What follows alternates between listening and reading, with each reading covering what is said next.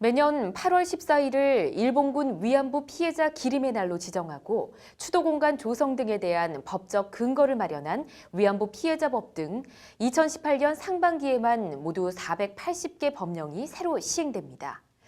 법률방송이 2018년 새해부터 달라지는 법령 가운데 실생활과 밀접한 연관이 있는 10개를 꼽아봤습니다. 법률방송 카드로 읽는 법조 유재광 기자가 전해드립니다. 2018년 무술년 1월 1일 새해 첫날부터 출퇴근 사고 산업재해 인정 범위를 확대한 개정 산업재해 보상보험법이 시행됩니다. 기존엔 사업주 제공 교통수단 이용 등 사업주 지배 관리하에서 발생한 사고만 업무상 재해가 인정됐습니다. 새해부터는 근로자가 통상적인 경로와 방법으로 출퇴근 중 발생한 사고도 업무상 재해로 인정하도록 근로자 보호 범위를 확대했습니다.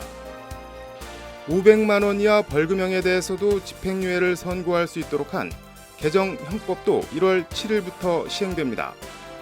더 무거운 징역형이나 금고형에 대해선 인정되는 집행유예가 벌금형에는 인정되지 않는 형벌 규정을 합리적으로 개선한 것입니다. 벌금 내기도 힘든 서민들의 부담 완화에 도움이 될 거라는 게 법제처 설명입니다. 2월에는 현재 연 27.9%인 대부업체 최고 이자율을 24%로 낮춘 개정 대부업법 시행령이 시행됩니다.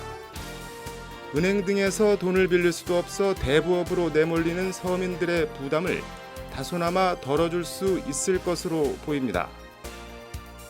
빈집 실태조사 및 정비계획 수립, 시행 등에 대한 제도적 근거를 마련한 빈집 및 소규모 주택 정비에 관한 특례법도 2월에 시행됩니다. 안전사고나 범죄 발생 우려가 높은 빈집에 대한 직권 철거 등 행정조치 근거를 마련한 것입니다. 이 특례법엔 정비사업이 활성화될 수 있도록 빈집 및 소규모 주택 정비사업에 대한 용적률 완화 등 지원 규정 조항도 신설했습니다.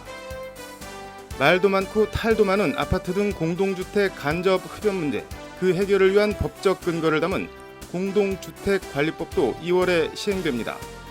입주자에게 발코니 등 세대 내에서의 간접 흡연 피해 방지 노력 의무를 부과하고 관리사무소 등 관리주체가 간접 흡연 문제 해결을 위해 개입할 수 있는 법적 근거를 마련했습니다.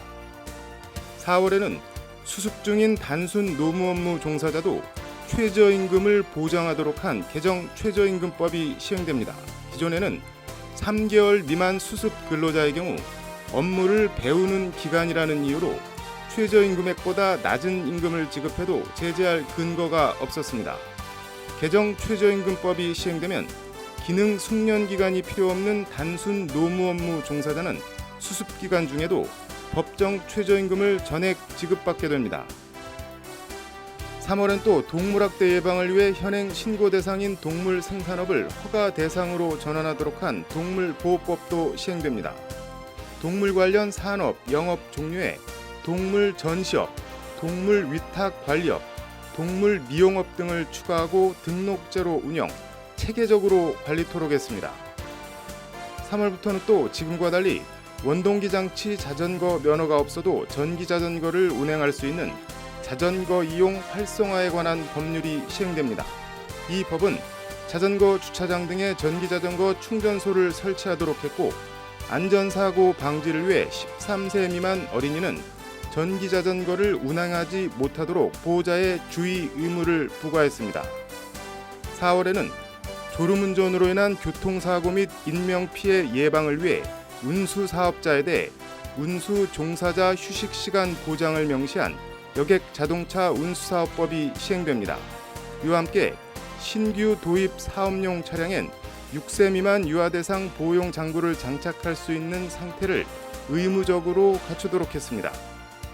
5월엔 직장 내 성희롱에 대한 사업주 책임 및 유급 휴가 명령 등 피해 노동자 보호 조치를 강화한 개정 남녀고용 평등법이 시행됩니다.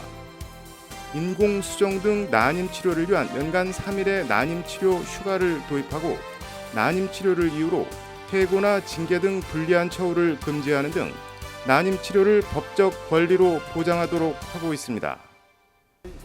법률방송은 2018년 무술년에도 시청자 여러분에게 도움이 되는 뉴스와 정보를 전해드리기 위해 최선을 다하겠습니다. 법률방송 카드로 읽는 법조 유재광입니다.